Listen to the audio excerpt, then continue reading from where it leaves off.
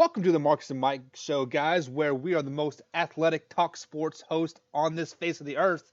We challenge anybody to a dodgeball tournament. Bring it out. And with my guy, Marcus, my other right-hand man. Hey, How you what's doing going today, on, man? Mike? I'm doing good. What's going on? You want to challenge Shannon Sharp to a dodgeball match?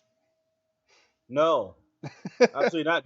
Was he plugging people or something? Or Oh, no, I'm just saying we're more athletic than any other talk show host out there. oh, Me and you can take on any other talk show host. in a shooting contest, basketball shooting, I'll take on anybody from Stephen A. Any Dan Patrick, I hear is awesome. Yeah? I'll take on him. Because I don't think I've hardly ever lost any horse games. Because my shooting ability, I've always dominated. But right now, athletic wise, nah, maybe like 10 years ago. But yeah, shooting ability, yeah, I'll take you out. Man, we'll take you on in checkers, too. I don't care. Shoot. Yeah, do Checkers that it too. up. I mean, like I don't know how to play chess because it's too many pieces and 3 and 2 and whatever. It's just Yeah. crazy. But speaking of basketball, USA basketball is getting ready to set up shop here in the next few months here, and you kind of alluded to it before the show here. The talk around the barbershops, the sports worlds, like et cetera, saying that USA is not going to be very very good. Looking at the roster here, they have Bam from UK, which I think he plays for Miami Heat now. You have Harrison Barnes, Jalen Brown, Kyle Kuzma, Brooke Lopez, Kyle Lowry, Chris Middleton, Donovan Mitchell. I mean, the list goes on. Do you think they're going to suck right off the bat? No, I mean, no, absolutely not. I mean, I hear all these people all the time, Twitter and Facebook, and it's like barbershop talk. It's terrible talk, how they're gonna suck and what kind of team is that and all this crap. Are you kidding me? You got Kimball Walker and Donovan Mitchell and Tatum and Brown, and I mean, listen, these guys are good NBA players. Brooke Lopez, Harrison Barnes. I mean, I think Marcus Smart might be there. I'm not sure, but Yes. these guys are really good NBA players, man. They're not. Are they LeBron James and Kyrie Irving and Stephen Curry and Kevin Durant? No, but I mean to sit there and say that they suck and all that stuff. I mean, it's just total ridiculous, total barbershop bullshit talk. Popovich and Steve Kerr, those guys are over there. The coaches, they'll learn under them. They'll become one. They'll become a family unit, and they should win. Now, are they going to struggle more than Kevin Durant and those guys? And there's no Kawhi Leonard and all that. Are they going to struggle more? Absolutely, they are. They might struggle against. Who did you say? I said Spain, maybe Argentina. I said I thought they would struggle a little bit against Greece just because of the Greek Greece. Freak, because he is the best player in the NBA currently per the Yeah. MVP. But still, I mean, Yeah. you have Brooke Lopez in there that's still 7 foot tall, Yeah, 200 I mean, 80 pounds. Like he can wear him down. He yeah, gets and tired. You put Thaddeus Young on him. Just wear him down and yeah, keep throwing people at him. and then you got Bam from what'd you say, Kentucky? Yeah, From the Miami Heat. I think he plays for the He's Heat now. Yeah. 6'10". He's 6'10" and athletic. Yeah, I'm not sure where he came from, but I know he's with the Heat now. He's a good player. Listen, they might struggle a little bit in a couple of games, but I don't expect them to lose a game. I would be very surprised. People in the United States are overreacting, acting like they suck, and all this crap, which is retarded. No, I wouldn't be shocked if they struggle a little bit, but they're going to win every game. And then you hear, man, I heard all last week, man, nobody wants to play for Popovich, and none of this, not even DeMar DeRozan or LaMarcus Aldridge, they turned it down. Steve Kerr's over there. You see Curry over there, right? Right. or Klay Thompson. I mean, well, Klay Thompson obviously couldn't play, but do you see any Golden State Warriors over there either? Right. No, man, these guys are getting ready. They're chilling for the season. I mean, they're doing their own thing. All the top real superstars. But man, I'm very happy that the Kimball Walker and Donovan Mitchell Right. and some of these other top players, Chris Middleton, they're taking the time out to go there. They weren't scared of not being well rested for the season. They're going to represent their country, and I'm very proud of those guys. That's pretty cool. Yeah, I am proud of them as well. But the superstars, you have to realize that these guys play basketball even during the off season. Like they got, what's it called, like the blackout league or something like that. They play like many people play in, and then they got the Olympics, and then they got the World Cup, and they got the Yeah. FIFA. Like these guys are consistently playing basketball night Right. in and night out. So I'm not mad at LeBron James. You know what? He's 33 years Yeah. old. He's getting older. His body needs a rest. He Yes. is he is looking for a championship in the NBA. He already has a couple gold medals like around his neck. Why not give a chance of these second tier great players? Right. I'm putting those in air quotes, but give a chance for these younger generation players to earn a gold medal. And Yes. these players might be quote unquote second tier, but you have two of the top coaches. I mean, I don't know what Steve Kerr's coaching ability really is, because he hasn't really had a coach that much. But Greg Popovich proves to be a great coach. Steve Kerr is going to soak in much from Greg Popovich as he can, teach these young guys as well, and then transfer it over to the NBA as well. And then you got Jay Wright from Villanova on the staff as well. He's a great coach. He's a great minded too. So this coaching staff that they have is definitely top notch. So you can have tier 2 players with a top notch coaching staff.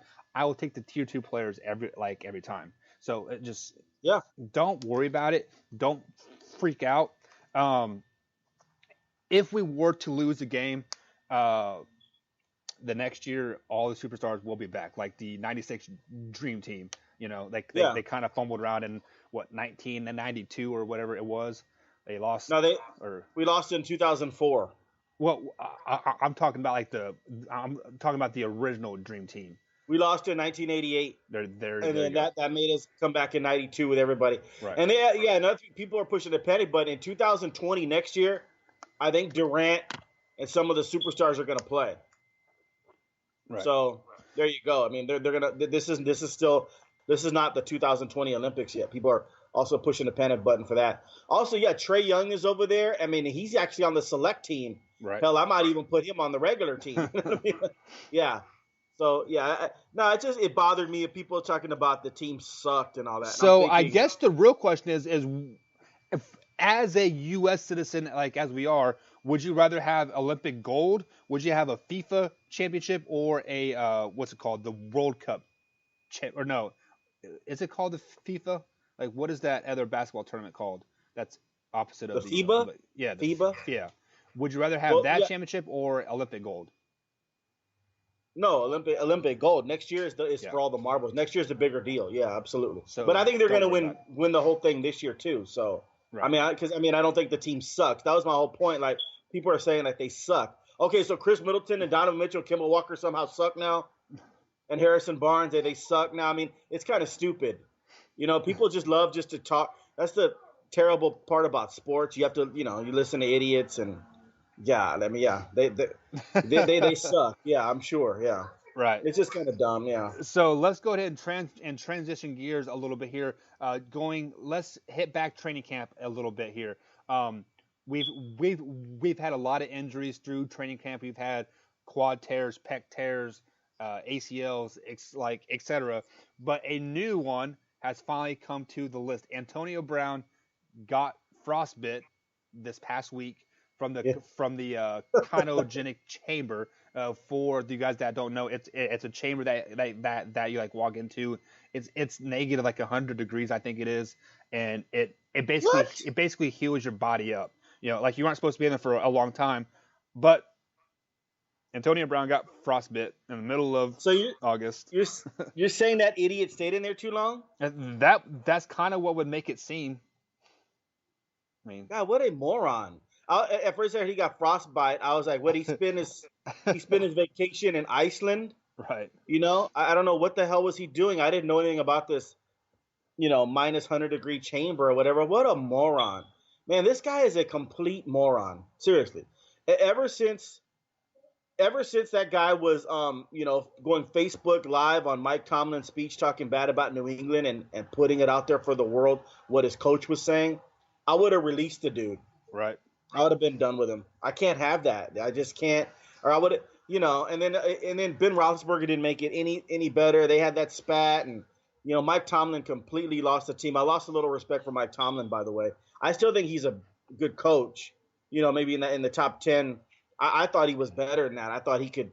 I didn't know he'd let the inmates run the asylum there, and that's what happened, and that's why you got Le'Veon Bell and Antonio Brown and Ben Roethlisberger. Of course, they were going to choose to keep Ben Roethlisberger out of that group. He's the quarterback. But man, I mean, Antonio Brown is just a complete moron. You know, if you stay in there too long, I mean, there's people who've been frostbite, right? And you've had to cut off part of their foot. I mean, it's ridiculous. I mean, he's an idiot. You guys need to go and Google his feet. I have a pretty strong stomach, and I was kind of like, I didn't look at it for very long. It was very gross. Can you imagine? And people, people might say, God, you got a little harsh on him, calling him an idiot. Well, look, I'm getting old school, man. I'm an older gentleman. I don't have time for foolishness, Michael. Like, can you imagine if I was the owner, right? And you were the general manager of the Raiders, and we were sitting here talking about business and marketing. We had our marketing director there. Somebody knocked on our door, and we're really in tune to. We're like, okay, what? The person comes in, and we go, and he tells us, hey, our best player that we just signed has frostbite. Huh? Frostbite? It's 70 degrees outside. I mean, we you know what I probably would tell him? I'd say, hey, lie to me again, and you're fired. Get your ass out of here. Right, 100%. And then I continue on with you, and he'd be like, no, sir, he has frostbite. I mean, I'd freak out. Like, what is going on here? So you are kind of taking like I want to say the comedy side of things here, but let me reel it back in and kind of get on the serious, on the serious side here. What is the medical professionals there in California doing? Because Golden State Warriors, you guys tell us that Kevin Durant has a calf strain, tears his Achilles. Antonio Brown, you guys leave him in a negative 100 degrees long enough to get frostbite on his feet. What can anybody be a doctor in the state of California? I mean, and then it looks like from his feet, that might be some serious ass surgery, or because it looks like they're gonna have to shave off part of it, and then the cells and the skin cells. He's gonna have to grow back. I don't think he should be doing that much running then. Right. He needs to be out indefinitely until they cut that out, and then it grows back normal. And I'm gonna be honest with you, and they better pray that it grows back normal. Right. Hopefully he gets feeling back in his feet, because a wide receiver's feet is, besides his hands, that's what makes his money. Being able to cut on a dime, to be able to toe tap. I mean, my nerves in my shoulder never woke back up, and sometimes I slide against the wall and my whole arm just goes into pain. So think about that, on your feet, you were consistently running and planning. I mean, you could have pain all the way up into your hips, and you could never play ever again on the serious side of things. This could be the beginning of the end of Antonio Brown in Oakland. Yeah, I mean, it's just so weird. I think he'll eventually come back, but you got to get the doctors on that 24/7, around the clock care, because we have an idiot in the house. Yeah. I'll be like, hey, Antonio, please tell me, man, that you got in a plane crash and you were out there for 3 weeks in the snow. Right. Don't tell me that you left. Don't tell me you left something on your feet too long that God did this. Please don't tell me that. Yeah, and this is the same thing. Did you ever see the video of him have those space goggles on? It was supposed to blur your vision or something, and he was catching balls on the standing bouncing ball. His training ethics are kind of stupid. Yeah, he's stupid. But I mean, he's just the judgment isn't there. Yeah. I mean, when the first time when he went Facebook Live with his coach talking about the other team, and then he put it out there for the world to see, you saw right then and there his judgment is horrific. Yeah. So unless it's just he's just and then he's an idiot. I mean, I don't know what else to say. Right. And just go catch the. He gives those players that a bad name, that when people say I don't want to hear from you, just go catch a football. Just go. He's the poster child for that.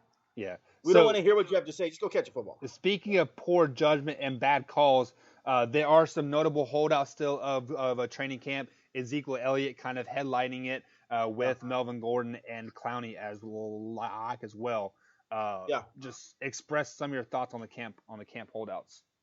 Well, Amari Cooper, who I mean, and this kind of just flew by everybody in the media, I guess. Amari Cooper said he's been talking to Melvin Gordon, and he said Melvin Gordon said he makes peanuts this year. That's why he's holding out. Huh. Yeah, and then Amari Cooper kind of was like, yeah, like he kind of ran with it too. Like, yeah, he's making peanuts this year. That is why peanuts. Okay, he's scheduled to make $5.6 million this year. Okay, this is why athletes, even as violent as football, most of the time will never win the court of public opinion on their holdouts, even with billionaire owners. Okay, because you're not going to sit there and tell me in my face that $5.6 million is peanuts, not to the regular guy making anywhere from $30,000 to $60,000 a year. If that's peanuts, it's just a stupid thing to say. Even if you think it's peanuts, Michael, your friend shouldn't say that you said that, so Amari's an idiot. Or you should never say that. Because once you go on the air and say, man, I'm making peanuts, man, $5.6 million, man, come on, man. You sound retarded.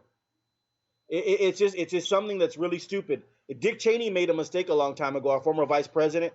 They cornered him into a thing about Halliburton and how much money he would make and all that. He finally got upset and turned to the cameras and goes, look, I got $20 million. What's $20 million these days?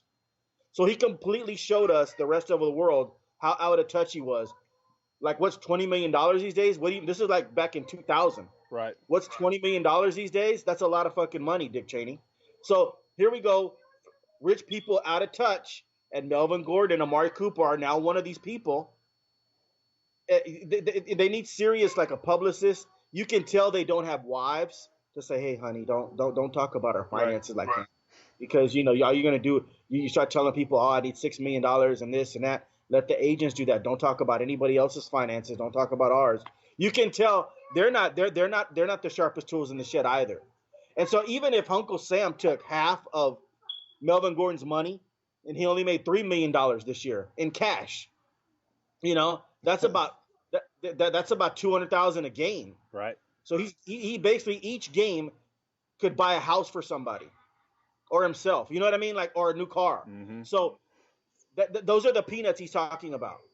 So this is why the athletes don't hardly ever win the court of public opinion. They never win it in baseball. They never win it in basketball. They do sometimes win the court the court of public opinion in football because it's such a violent sport and these guys need everything they can get. I get it. But for Melvin Gordon to say that and then for Amari Cooper to run with it and say $5.6 million is peanuts is pretty stupid. So as a Cowboys fan, as yourself, does that throw a red flag up to you that Amari Cooper might want to be the highest paid receiver ever, topping the Michael Thomas 5-year, $100 million deal? Oh, I'm sure he will, but he's not going to get that. Jerry Jones has and Stephen Jones and Will McClay, who Will McClay is really good behind the scenes. Mm-hmm. He's a guy that they never throw the mic in front of, but he's the guy that when Romo went down, and I think Kellen Moore went down, Jerry Jones and Stephen Jones were pushed a panic button, and they wanted to bring in a veteran quarterback ASAP. And Will McClay told them, no, let's not do that. Don't spend any more money on that. I think we have our future quarterback in Dak Prescott. Let's roll with Dak. And so Will McClay convinced Stephen and Jerry to go with Dak Prescott. True story. So Will McClay has been behind the scenes making these draft picks. And so, and answer your question, Amari Cooper, I went on a Will McClay tangent. Stephen Jones and Will McClay, I think, are put in parameters for Zeke to be, and it's exactly, I mean, we must be, Nostradamus or something, because we both have said it. They're not giving Zeke Todd Gurley money. That's a bad contract. They're giving, they've already offered Zeke what Le'Veon Bell got, and a little bit more. So it's exactly what I would have told Ezekiel Elliott. I said on the market this year was Le'Veon Bell. He got 4 years, $52 million. That was the highest running back on the market. Right. I'll give you $1 million more than that. So you can say you were the highest running back paid in this year's market. 4 years, $56 million. That's what the Cowboys have done, and Ezekiel Elliott has told them to go fuck themselves. So far. Okay? I think that's a bad move by Ezekiel Elliott. He's getting ready to be the second highest paid running back in football behind Todd Gurley. Mm-hmm. And hey, the way Todd Gurley's going, he could be released pretty soon if he doesn't start performing. Injury prone. And then they're going to save that. They're going to save that money, and then he'll just go somewhere else. Or I don't think they want to play. I don't think they want to pay Todd Gurley like $18 million a year or whatever the hell his contract is, $17 million a year. And then Amari Cooper, same thing. They're not going to match. They're not in the business of, oh, we're going to top you. They want to be able to keep all their players. Byron Jones, Jalen Smith, Xavier Woods' contract is coming up next year. They want to be able to keep their players. And what they're telling Dak, Zeke, and Amari, I will make you top 5 at your position, but you will not be number 1. So if you don't accept that, we'll move in another direction. And Dallas Cowboys are playing hardball, and I agree with it. Go ahead and hey, you have the right to Zeke for many years to come. Seriously. So Zeke is stuck. I think Zeke is making a huge mistake. A lot of people think he's making he's doing what he has to do to get more money. No, he's not. He's making a huge mistake, people. And Amari Cooper is not going to get Michael Thomas money. Amari Cooper is going to get like that $16-17 million range, and so far he's turning that down. He's turned like what was Thomas's like 5 years, $100 million? Right.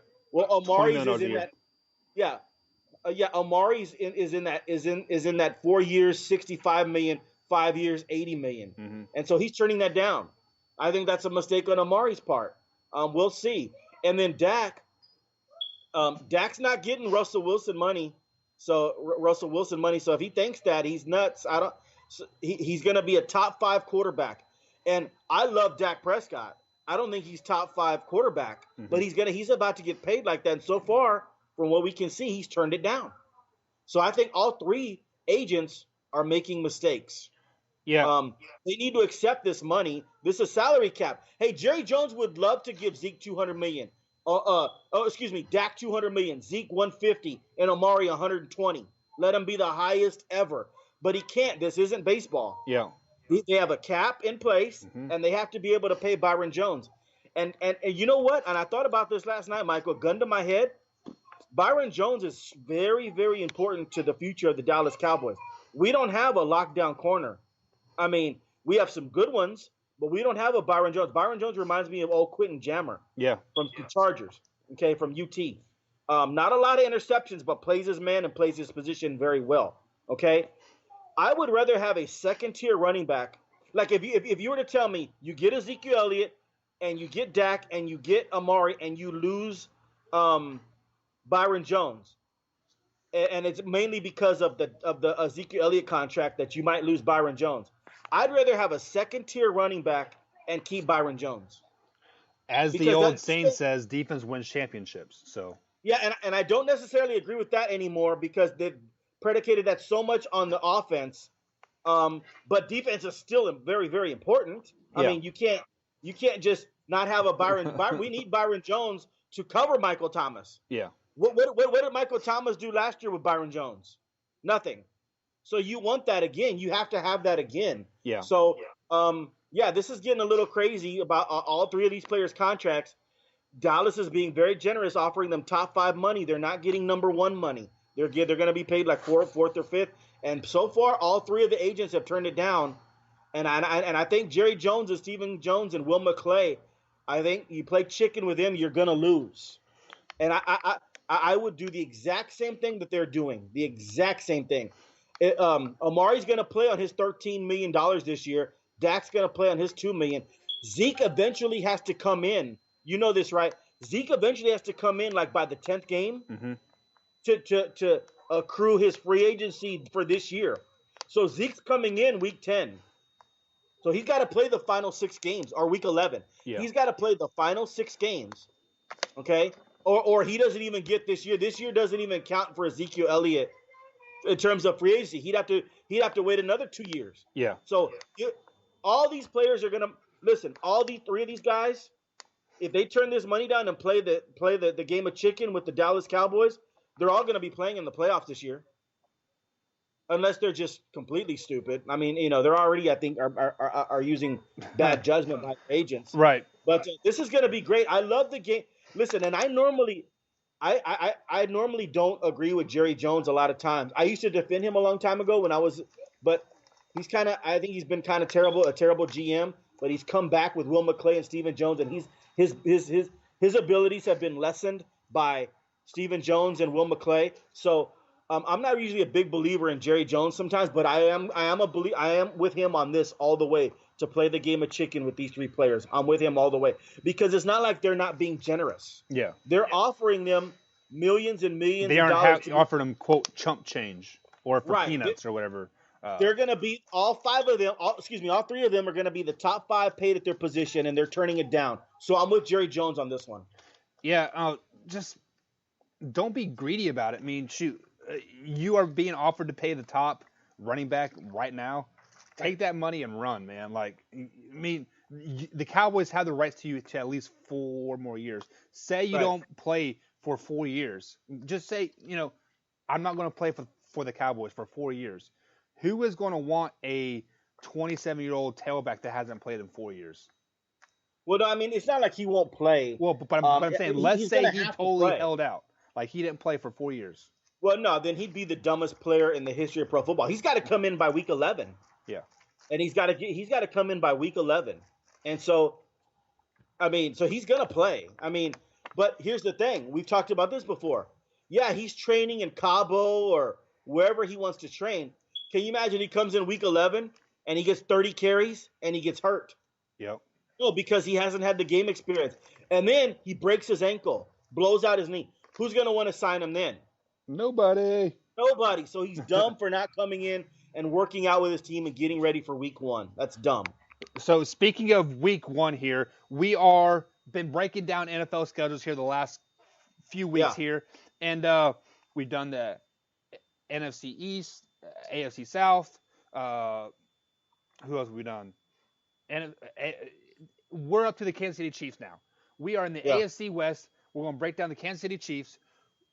MVP winner Patrick Mahomes comes back for his 3rd year. This is not his 2nd year, guys. He sat out his whole 1st year. Well, he was a backup to Alex Smith. Learned how to be a professional, just like you are a big advocate of, sitting down that 1st year quarterback. Yes. So week 1, the Kansas City Chiefs travels to the Jacksonville Jaguars to take on the Jaguars. Who do you got?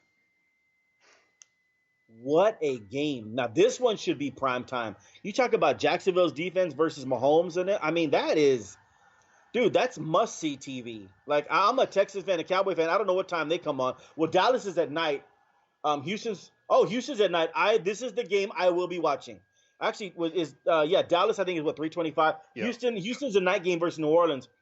This game right here, I wouldn't miss this for the world. I mean, this is the real deal. Now, I'm struggling with this game already because it's at Jacksonville. It's week 1 at Jacksonville.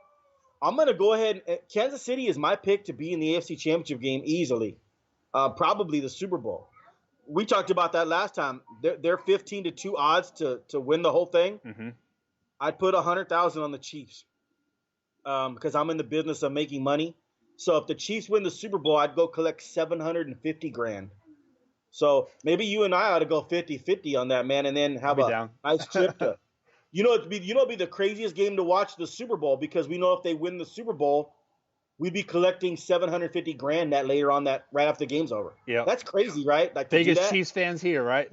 Yes, absolutely. I'm gonna go ahead and take them at Jacksonville. That was a tough one. This is gonna be a squeaker game, close game, but Mahomes will pull it out in the end. Nick Foles will throw a game-ending interception to whoever it is. Maybe it's their new rookie. But Tyrann Mathieu will get the game-ending interception. There we go. You guys signed him to 3 years, $42 million. And he's ready to go back to being the Honey Badger like he was at Arizona. Yeah. So I think so. Yeah, I don't understand why the struggle to pick this game. Last year when the Chiefs played the Jaguars, I mean, yes, it was at Arrowhead. That was the beginning of the end of the Jacksonville season. I mean, I believe they were 2-1, 3-1 coming into Arrowhead. All this hype, the AFC Championship the previous year, the Chiefs laid it down on them. They're going to lay it down on them again this year. I don't care if it's at Jacksonville, if it's in London, it doesn't matter. Probably. We're going to smack it to them. Yeah, Week 2, they travel to Oakland to take on the Raiders. They're taking on Antonio Brown and his feet. I got Kansas City. I mean, I don't see any way the Oakland Raiders or the Las Vegas Raiders beat them. That's just ridiculous. So last year I was high on the Raiders. I actually had the Raiders winning this division last year, and they disappointed me. Right. I picked this schedule before we knew about Antonio Brown's feet. I don't know the the stint of his injuries or whatever, if he's going to be in or if it's going to be out. But traveling to the black hole is tough on any team. I actually have Oakland winning this game. I Really? think the fans give him a little bit more oomph. The additional of Antonio Brown, Derek Carr is, is it Derek Carr? No, it's not Derek Carr. Is Yeah, it? yeah, yeah. Okay, yeah, it is Derek Carr. He's a year back from that broken leg, so he's a little bit more healthy. He's a little bit more stable. I got to go with Oakland. Okay. That hurts me. By the way, hurts me a lot. Week Man, 3. I'm surprised at your pick on that one. Wow. Okay. Yeah, week 3. It's a playoff matchup. Like again, taking on the Baltimore Ravens at home. No, the Chiefs will win this one. I mean, I just, Baltimore. I like Baltimore a little bit, but I think they're an 8-8 ball club. And Kansas City's at home. This should be a no-brainer. Yeah, I got Kansas City winning as well because I think Lamar Jackson's still overrated and still not going to do very well in the NFL. Yeah. He will be a Cam Newton. He'll have one good season. People will praise him forever, and then he will be an habitual 7-9, 8-8 quarterback year in and year out. Right. Week 4 at Detroit Lions. I will be at this game. Who do you got?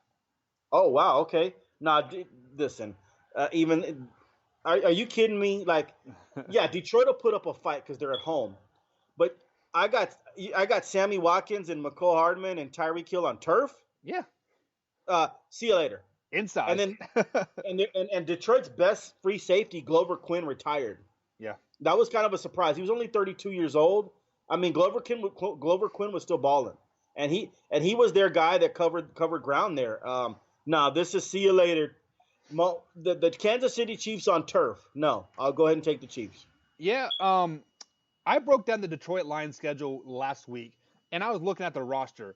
I don't know anybody on their roster at all. I don't remember seeing them in college. I don't remember seeing them on any other NFL team. The only guy I know is Matthew Stafford, and he's making $130 million or how much he's making. I mean, it's Chiefs and like Right. a landslide. Detroit needs to get in this rebuild mode.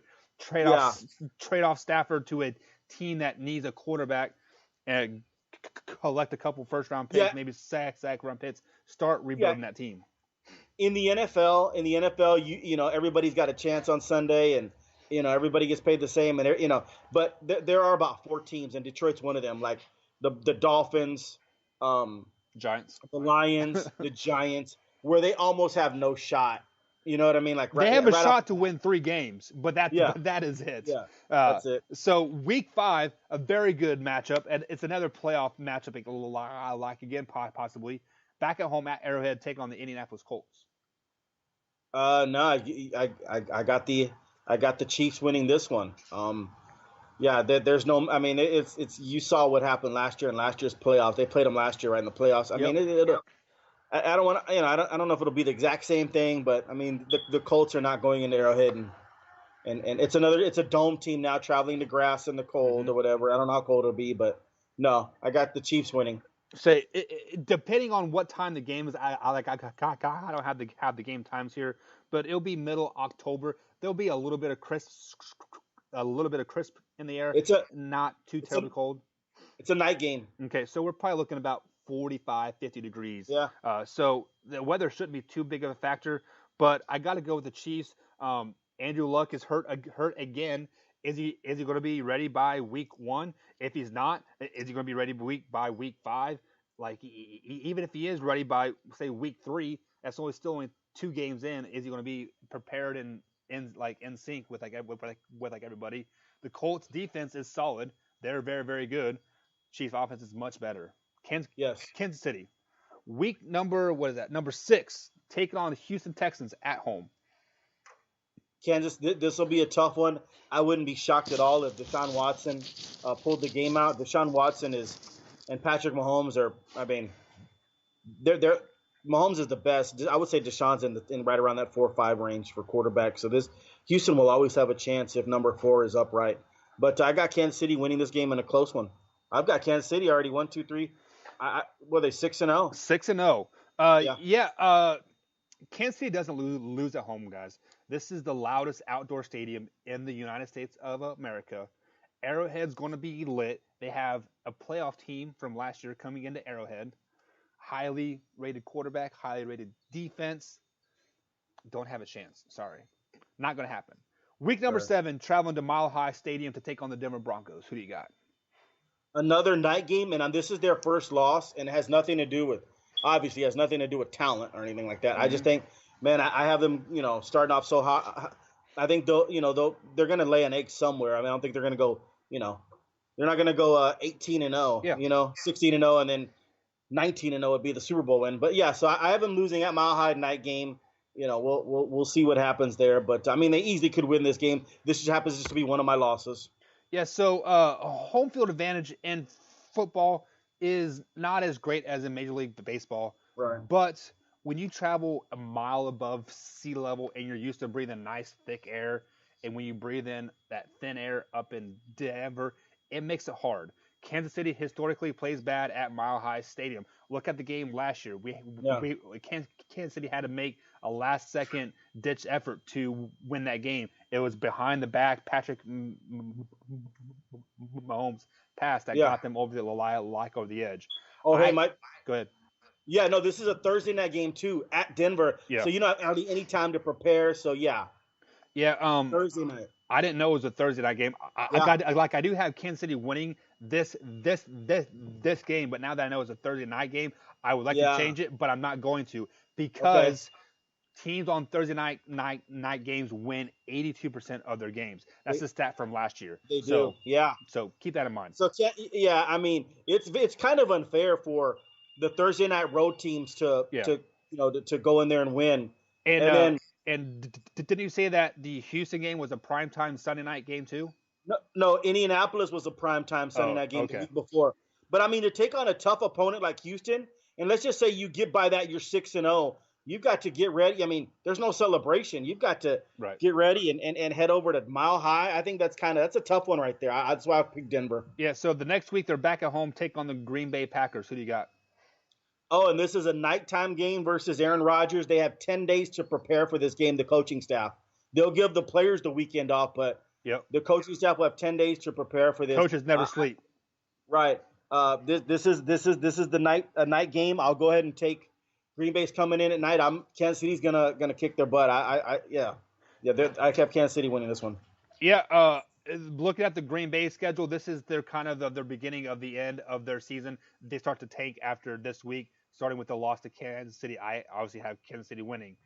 Next week they're back at home, playing like another black and blue division team here, Minnesota Vikings. Who do you got?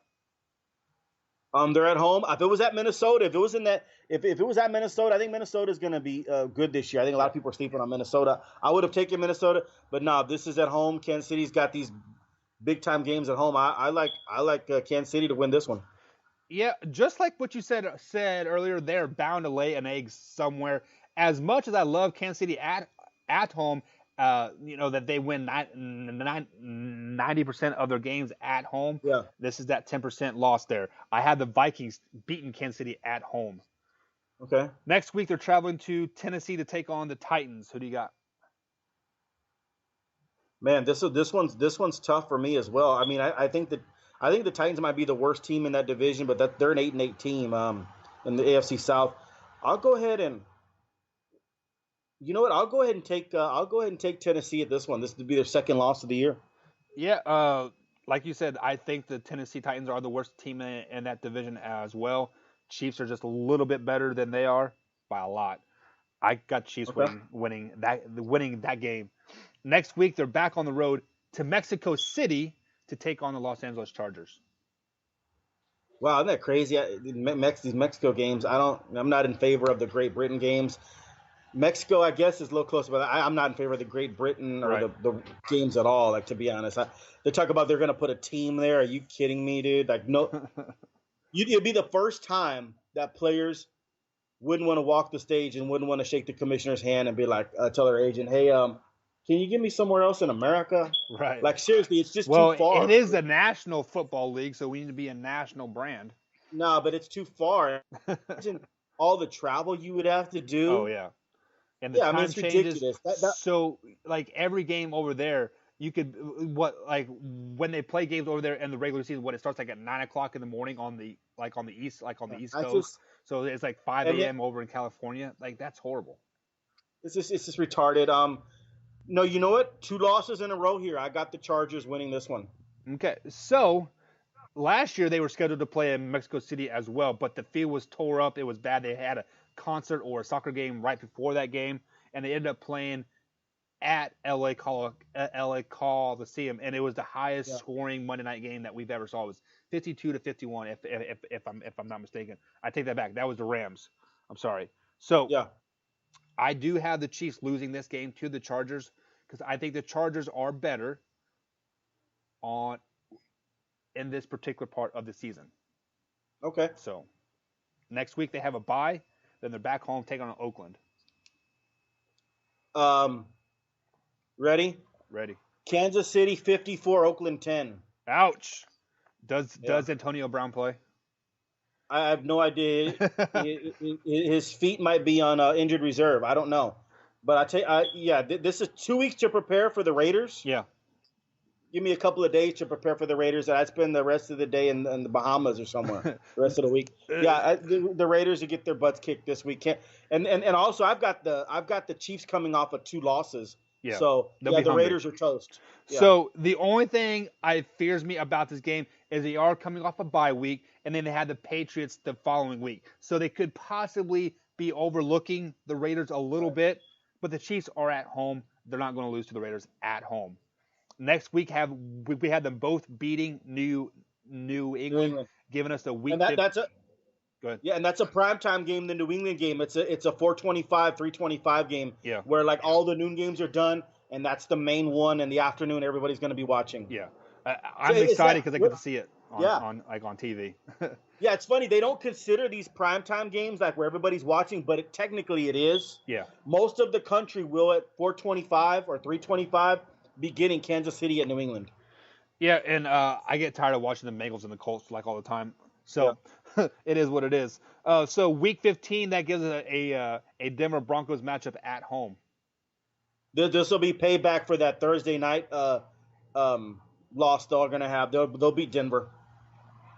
So we hear about teams peaking at the right time, like every year. Like, hey, this team peaked too early. This team peaked too late.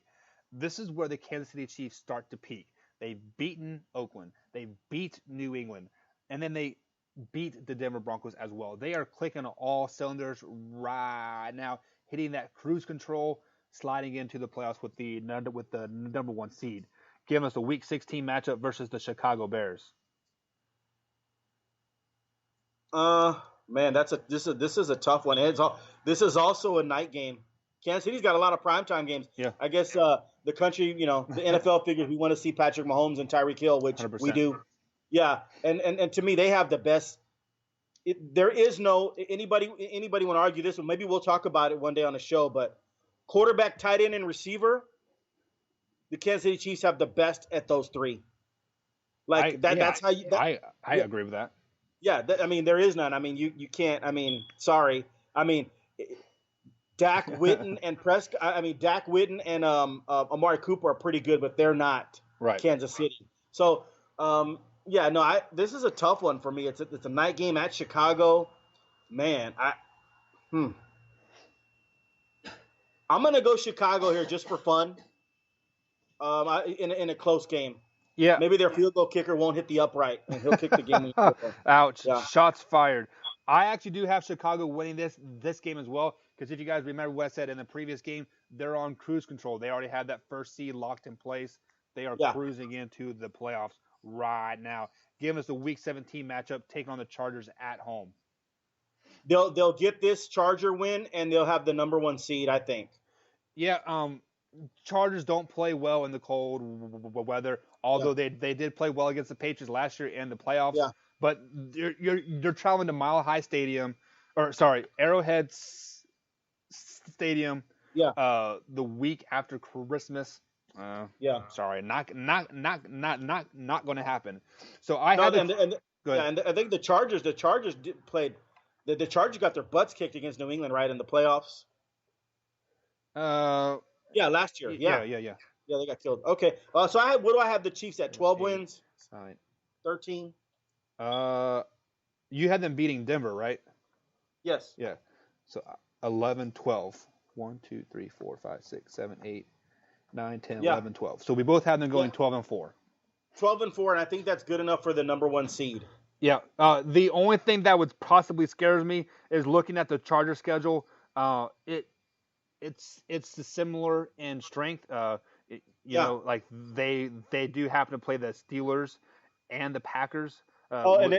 Which is good. And let me say this: if both teams come in 11-4, the Chargers, which I have the Chiefs coming in 11-4, and the Chargers coming in at 11-4. You know what that final game will mean? December 29th. They'll flex seed or that game. Seed. Yep. Huh? Yeah. Good. No. That final game will mean the division, maybe the number 1 or number 2 seeds right there. Yep. So and what they'll do is if they both come in at 11-4, Kansas City and San Diego. Kansas City and Los Angeles. They're the Los Angeles Chargers now. They'll flex that game to a night game because the winner of that game will win the division. That'll be pretty cool. That happens. And then we get another 11-5 team as the 5th seed again. Right, there you go. Oh man, see that's terrible. Yeah. You go from 1-5 on one game. Yeah, I mean that's how it well, it was the final 3 weeks of the season. The Chiefs could be the number 1 seed. Or they were in pace to be like the number 6 seed. Like it was baffling to me. Like right, how that and then out. the Chargers ended up being the 5th seed. Yeah. So, man, that would be great for the NFL. And then, aren't you happy as a Kansas City Chiefs fan that final game's at Arrowhead? Yeah. It honestly it seems like the last game of the year, the last 4 or 5 years that I can remember as we finished the season at Arrowhead. So I'm not for sure if they're planning that or if it just happens to fall that way. Yeah. I don't know how they officially make the schedule. Is it computer generated or whatever? But I mean, I think the Chiefs are the best team in football. I'm going to throw that out there right now. I told you I'd bet on them to win the Super Bowl. You got that quarterback, tight end, and wide receiver combo. Their running backs are pretty good. Offensive line is not Dallas and it's not the Colts, but it's not bad either. Those guys can play.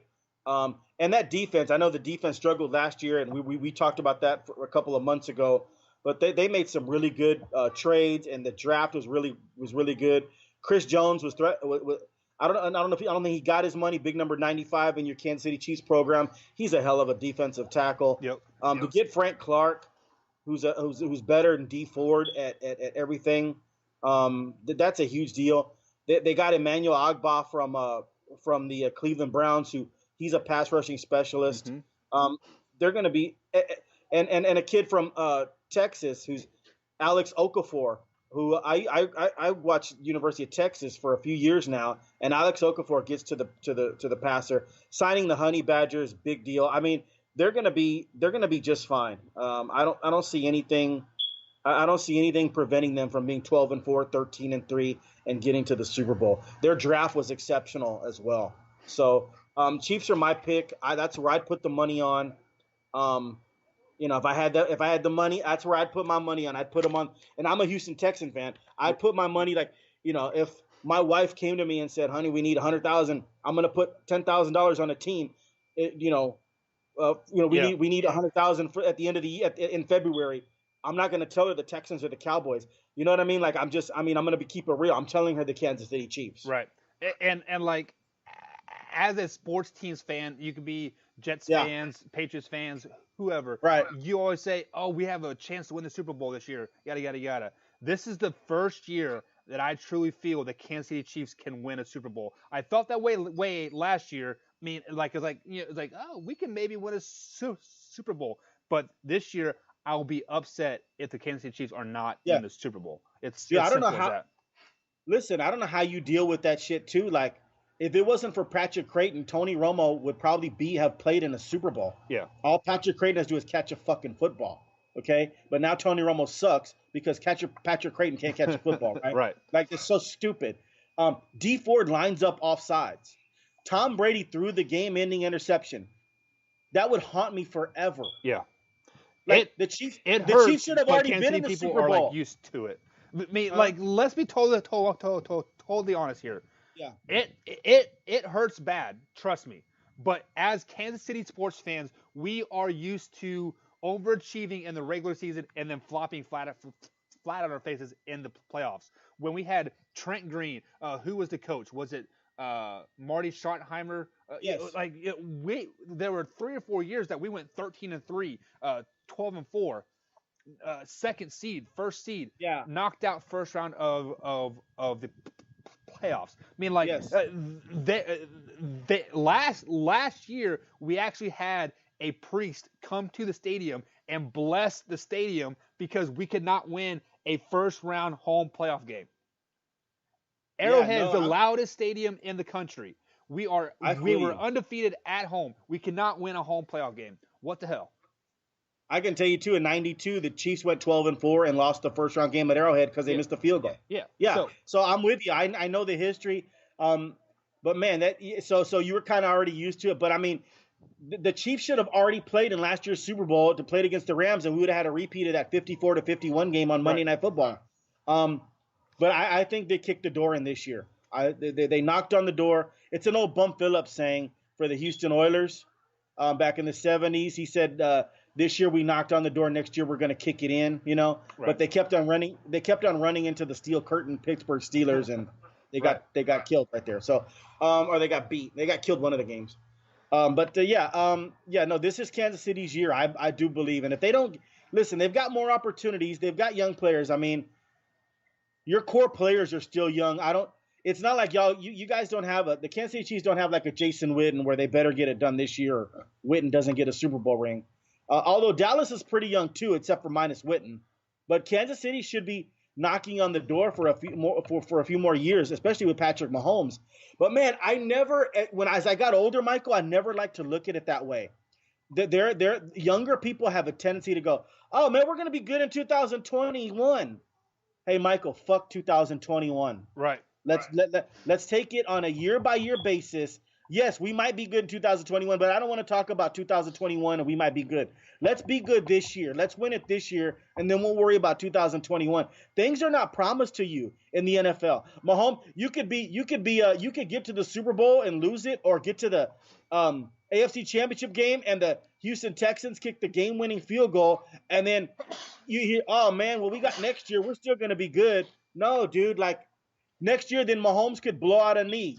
Tyreek Hill could get hurt, and you have to do this year. There is no worry about the other years. The NFL is a worst to first league. Yes, I was getting ready to say that. Yep. Anything can happen any year, so you've got to take care of business this year. There's no that used to be an old saying in the NFL. We have a 5-year window. Great. I don't want to hear about your 5-year window. Let's do it this year. We have a 16-game window. Get it done. Yes, absolutely. Yeah, you're right. Great point. All right, guys, that's going to be it for today's show. Breaking down the Kansas City Chiefs. Tomorrow we'll break down the dreaded Denver Broncos. Sorry for all you Denver Broncos fans. That orange and blue just doesn't look good on anybody. But nonetheless, this is the Marcus and Mike Show, guys. Join us tomorrow, same time, same place. Have a good day.